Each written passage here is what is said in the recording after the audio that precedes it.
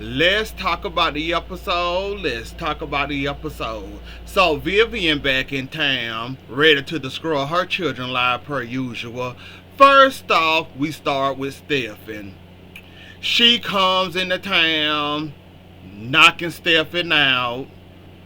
Got her flunky ready to, do his big one.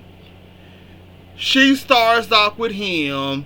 At first, I thought it was going to be, here goes somebody to mess up Stephen live. And, to give him a little action, since he don't know what he going to do with Gabby. He don't know if he want to divorce her, stay with her, try to make the marriage work. Here come Vivian and her 2 cents and her flunky. Come choking the man out. Then she signed the paper, forged the marriage, the divorce decree. Says, Gabby don't deserve this. She don't deserve any of his money. She don't deserve none of this. She don't deserve none of that. The flunky tells her, stay on track. It ain't about this or that or what she deserves. You trying to make him forget about Gabby. You trying to make him divorce Gabby. Go ahead, sign that man's signature, turn the divorce papers in, send Gabby her copy, and be done and over with it. Now where they went wrong at with this situation is, Mr. Flunky over him decides to let Stephen wake up mid-slamming the trunk in his face. Stephen already immediately knew who this was, what's going on, and what this is about. He finally made up his mind. I want Gabby. Ain't nothing gonna change that. I want her. I don't want the divorce. Here come Vivian, part 1 of Vivian, coming to town, messing that up for him. Then try to play around with the divorce, telling Gabby what she don't deserve and what she don't need, and he finally free of her. You messed up, Vivian, by having your flunky over here get himself revealed, cause Stephen woke up from his chokeout. So now that that's settled and that's clear for now, let's move over to part 2 of her plan. We already know Xander willing to give over Titan for Sarah to walk again. We already know that was a bad idea, the worst decision ever from Xander. We understand you want Sarah to walk. We understand you want her to enjoy her life or whatever, but still, giving away your father's legacy like that, now Xander, you're doing too much. Now, normally I don't be happy to see Philip at all, because I don't like him at all. But I was happy and excited when Justin said, I'm stopping you, somebody filed an injunction. Here come Philip. Now, normally I don't like Philip, but this the one time I'm happy and jumping for joy to see Philip, because Xander doing way too much. You don't know if this temporary or not when it pertains to your wild walking again. You wouldn't have taken a risk with a Dr. Roth special drug, and you okay with that, throwing away your father's legacy, throwing away your legacy, throwing away Victoria's legacy. You okay with all that. But see, you're not thinking very clearly. Just like Sarah can start walking up again to walk, or you don't know if this temporary or permanent, you wouldn't have throw all this away when too many people involved can suffer from this consequence that you're doing. So while I'm not happy to see Philip, I'm kind of am happy to see Philip. Then once I saw that Vivian also involved, I said, oh hell, this is finna go to shit. Anything Vivian got her hands in it, it's finna go worse. And Philip, I didn't watch enough days over the years to know better.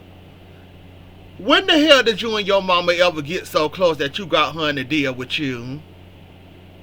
I want to know, because I've been watching Days since 2012, somewhere around that era, and every time you're around your mother, she creeps you out. You either cussing her out or telling her to get the hell away from you. When did you and your mama ever get so close that you got her into this deal with you, basically got you telling you what you need to do, trying to stop Xander, etc.? When did you ever trust your mother enough to have her in this deal with you? Cause I'm a little confused and I'm sitting there scratching my head the whole time like, Philip and Vivian don't get along like this. You know, he deals with her, he put up with her, but once she give too much, he willing to walk away and tell her to, you stay here, I'm going that way. So when did you ever get so close that you're now working a deal with your mother, knowing that she got some twisted plan in this mess, and it's not gonna work out for the both of y'all? It's working now, but trust me, Vivian got something dark and something scary in the coming for this, and I don't know why you so close to your mother all of a sudden. And Xander, why you running around here making threats, up here talking about some Kristen, if you don't take care of Philip, I will. I done took care of so many stuff. I done took care of so much stuff for you. It's your turn. Xander,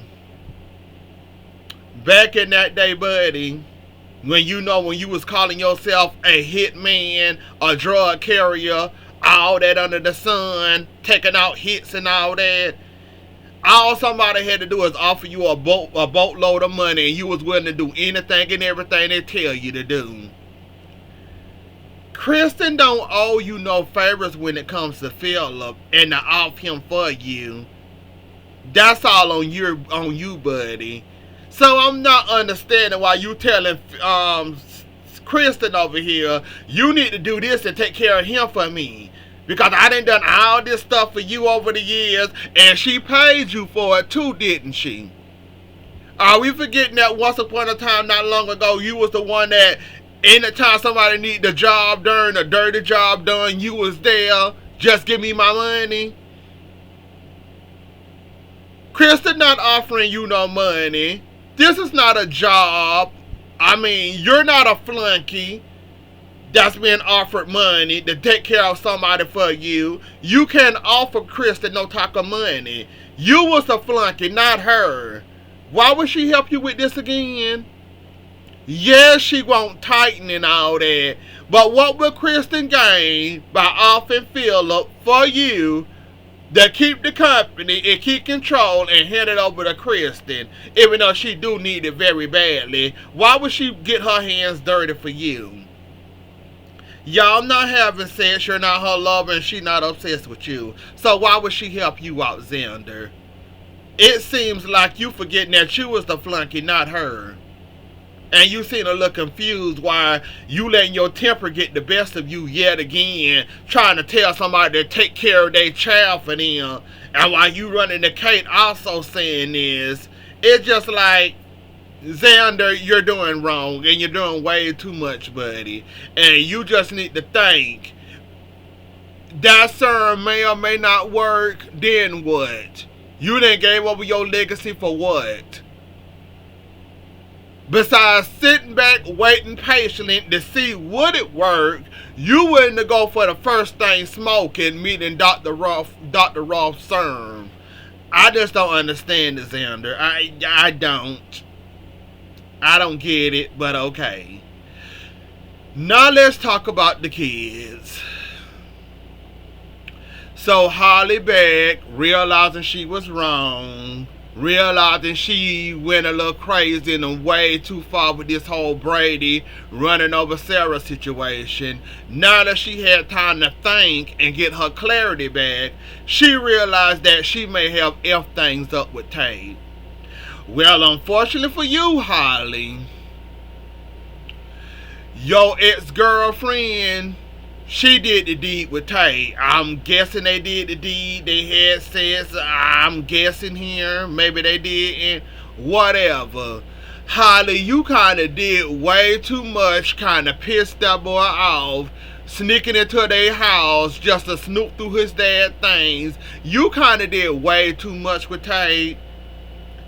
Yeah, I'm guessing he willing to hear you out or whatever. But you did way too much, sweetheart. And he done kind of got way too close to Sophia over here. So you may or may not have lost your man being messy and listening to EJ and trying to make Brady pay for something he didn't do. So you may or may not get your man back. One of y'all gonna end up hurt, and look like it might be you, Harley, because you kind of like with the whole drug thing and your overdosing. That was way too much for me. Apparently, Tate realizing it was way too much. Then you took it overboard, playing around in his daddy things, trying to find dirt on him for this hit and run. It's just like how much must one take before they realize you way too much, you're doing way too much, and I'm done. So we waiting to see if Tate gonna willing to give her another chance. Is he gonna continue things with Sophia? We waiting to see what's gonna happen now. So yeah. Now let's get to the other couple over here, Johnny and Chanel. Now Johnny, look, you and your insecurities over Chanel and what went on with her in her past, and now you calling her names, and now you doing all this, and now you doing way too much. Chanel willing to give you a second chance, but you lost your ring, and then you done told Chloe's sister over here that your wife cheated on you. And you lucky she willing to put that on the back burner, not bring it up, pretend like she don't know you, and all this and all that. Now Johnny with this second chance, cause if I was Chanel, I wouldn't have gave you no second chance. Like, how much embarrassment of your insecurities must I take before I say, you know what, go on with your insecurities and have fun with that? Because you was way off base and wrong, very wrong about your wife cheating on you. Because you saw Alice in the hospital bed, you assumed the absolute worst and ran with the absolute worst. That woman couldn't explain or say nothing that would change your mind. You thought you had pay dirt. You ended up running into a bomb and it blew up in your face. So yeah, Johnny, you lucky you lucky at this point. You're very lucky. If I was you, I'd go find a way to fix those insecurities, be honest with your wife, and tell her how you feel, other than running out, popping off at the mouth, assuming the absolute worst when something actually didn't happen. So yeah, you need to check that out and work on that, Johnny. And I mean stat, because it's looking bad for you, buddy. And I don't know why she would give you a second chance, but I guess. Chad and Scam Miguel and more Chad bitching. Now look, Chad, I'm going to give you a break today because I know that this kind of hurt your little feelings. You thought you had Abigail back, but you ended up with a Scam Miguel. And Lord, they had to bring the Constantine bullshit back.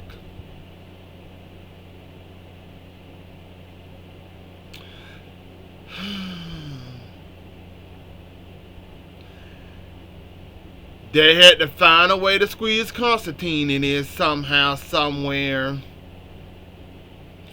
That hell of a storyline right there. So this Scamagil is actually Kay.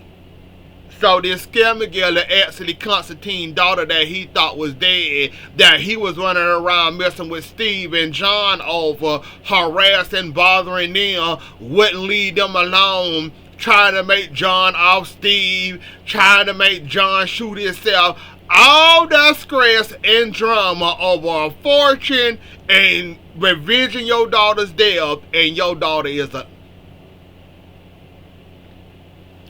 That whole storyline. Do not bring him back. I do not want to see Constantine. And this y'all way of bringing Constantine back in my face, please don't. Please don't. No, absolutely not. I had enough of Constantine to last me for... At least give me a year break of Constantine, please. Please don't show Constantine bald head. Please don't. Absolutely not. So the whole time he was harassing, bothering us, stalking John and Steve this whole entire time, running around here trying to get Victor Fortune, all of this, all of that, all this harassment, and your daughter's still alive. That was one hell of a terrible storyline right there. All that and your daughter still alive, pretending like she's somebody else's wife, trying to get this same trying to get a fortune out of Chad, and Chad fell right in that scam. Now Chad asked for you. I said I'm gonna be nice today. I'm gonna cut you a little break. I'm gonna go easy on you. However, you're looking at the wrong person to get answers whether your wife is alive or not. You need to be going to the Superman's print. Well, not anymore. You need to be going to find Clyde and go ask him these questions. Kat and Mark ain't got nothing for you. They was just doing the job because they were trying to save their mother's life. I don't know what makes you think Kat and Mark over here got answers for you. If you want your wife back, go talk to Clyde. They could not help you out, and they could not help you find your long lost wife that you've been crying about for two years now. They could not help you. I'm sorry, Chad. That whole scene was a whole waste of time up here questioning this woman about your wife like she's supposed to know. So I didn't understand why they did that, and the woman tried to come up and say, look, I'm sorry, I apologize, I realized you was a good guy, I didn't want to do this to you, I was on disgrace, and Clyde was doing all this to me, I was trying to save my mama's life, Clyde had a hostage, wanted me to do all this, I couldn't do all that, so yeah, they ain't got nothing for you. Go find Clyde. And how come all the horrible criminals always escape?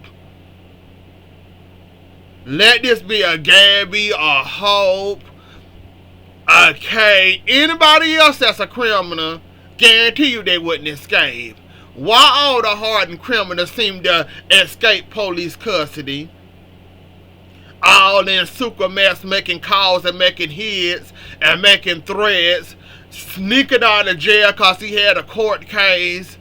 How do all these hardened criminals seem to escape police custody over and over and over and over and over again? So that means not only do we have to deal with Constantine again, we might be ending up dealing with Clyde again. Another great one. I just don't understand why y'all don't have guns on these criminals and how they managed to escape y'all grabs. When Steve got that call and said, well, when the hell did this happen?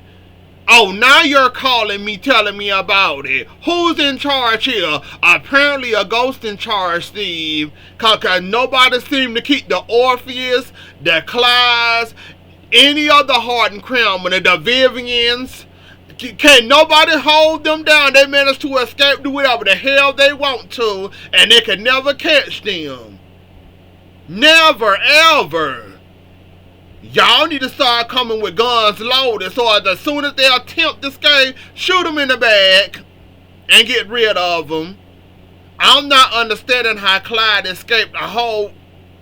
You know what is Clyde? I wouldn't be surprised that he had an ambush with bombs or something ready to blow up the bus, and he did a what was that movie called? Basically, he ended up doing a damn, what's the Money Talks? And then when Chris Tucker was in the band in the bus, and his little goons blew up the bus into two pieces, I wouldn't be surprised or shocked if Clyde did something like that and shot everybody up in there, and Clyde ended up running with Chris Tucker down the road waiting in the helicopter. I wouldn't be surprised if it was a Money Talk scene all over again. It's funny how all these hardened criminals seem to escape and all that. I just never understand it and realize it at all. So, yeah, it's a whole hot mess. So, not only do I got to deal with Constantine, look like Clyde coming back again. Wee! I'm so excited to see Clyde again. And I'm so excited to see Constantine again. But anyways, though, y'all, that was the episode. Don't forget to like, share, comment, and subscribe. I'll see y'all later. Enjoy the rest of y'all night. Have a good weekend, and I'll catch y'all later. Bye.